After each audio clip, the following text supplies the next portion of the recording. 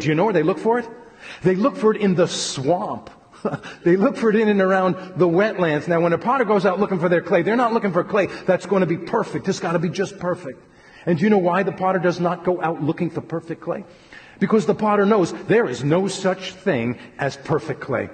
You see, the potter knows when they dig this clay up out of the swamp, it's going to have all sorts of muck and all sorts of mire and all sorts of junk inside of it. And the potter understands that dealing with all that junk that's inside the clay, that's just all part of the formation process. And now the way this process looks is you simply put your clay on your work surface and you push down on it. You like that, and you squish it. And you push it forward because you're trying to stretch it. And then you roll it back on itself and you twist it and you drive it down into itself and through itself. And you're going to continue this process until this clay has been prepared. If this clay could talk to me as I'm taking it through this crisis moment here, what do you think this clay would be saying to me right about now? Yeah, it'd be saying, ow, stop, potter, that hurts me. Why, if you were really a loving potter, you wouldn't be letting this happen to me. That's what it would be saying, because this is a really painful process for the clay. But if I, as the potter, if I could talk to this clay in a way that the clay could understand me, you know what I would say to this clay in response to its cries of pain and protest? I would say, clay, I know the plans I have for you. But once the clay's been ready here, we're going to take it over and we're going to put it on the wheel. Let's see if we can make something with it. Now that the clay has been centered, it's ready for the next phase, and that is we're going to open it now.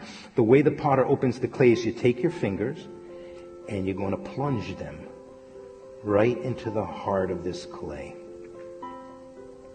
And then you're going to draw this clay open. Now, this is a very intimate time between the potter and the clay. This searching out process, it reminds me of the heart of the psalmist. Listen to what the psalmist prays in Psalm 139, verses 23 and 24. He prays, "Search me, O God, and know my heart." And then you're going to begin this process of drawing the clay upward. And this is a process. And like any process, it takes time. This process here reminds me of James chapter 4, verse 10. Humble yourself before the Lord, and He will lift you. And we can see the work that's taking place on the inside of the clay. We can see it by the way it's reflected on the outside of the clay. Now look at this. Is exactly how God works. God works from the inside out. Religion works from the outside in. Yeah.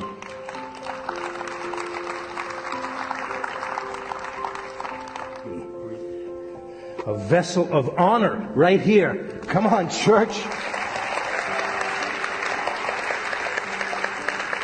Yes. Amen. Now, if I want to use this clay for the potential for which I have just destined it, I got to take it through a few more stages.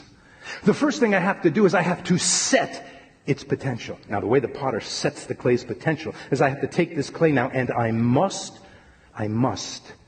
put it into the fire. But when this thing comes out of the fire, it's going to look like this. See, fire has a way of purifying things, doesn't it?